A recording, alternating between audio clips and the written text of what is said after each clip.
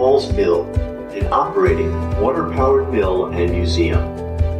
Falls Mill is listed on the National Register of Historic Places and is located within a National Historic District. The mill opened in 1873.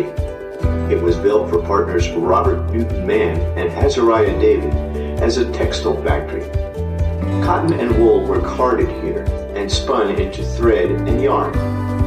The factory employed about 20 workers.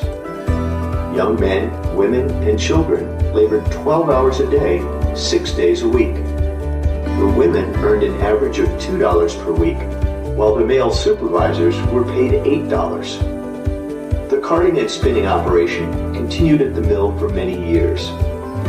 For a brief period, cloth was woven at the factory under the supervision of George Pickup. The textile operation ceased in the early 1900s, but the cotton gin continued to be used. During the Great Depression, the property was auctioned and divided. Following World War II, the mill was used as a woodworking shop. Flat belts and pulleys powered the saws, lathes, and planers.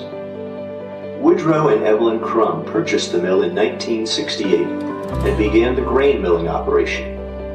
They sold the property in 1974, but grain continued to be processed here for another 40 years.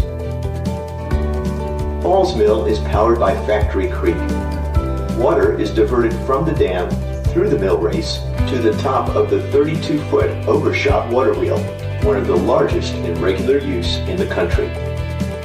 The weight of the water in the buckets turns the wheel and transmits power to 4 levels of the building through a series of gears, flat belts, and pulleys. Falls Mill is home to the Museum of Power and Industry Incorporated, a nonprofit organization dedicated to the preservation of the mill and the interpretation of its history through working exhibits. Textile equipment from the 19th century has been donated to the museum and is being restored to operating condition.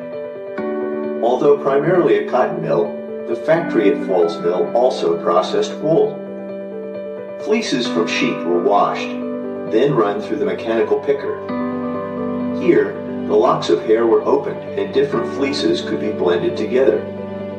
Once the wool was washed and picked, the next process was carding. Fiber was fed into the breaker card, where wire-covered cylinders would comb and align the strands into a continuous roving. Next, it went into the finisher card for further blending and processing. It finally passed through a series of rollers that condensed the separate strands of roving. The roving was then loaded onto large spools and taken to the 3rd floor for spinning. A mechanical mule was used to spin the roving into hundreds of yarns simultaneously. The high heat and humidity levels on the 3rd floor helped keep the fibers together. At peak production, in the late 1800s, Falls Mill Manufacturing Company was a 1,000-spindle capacity mill.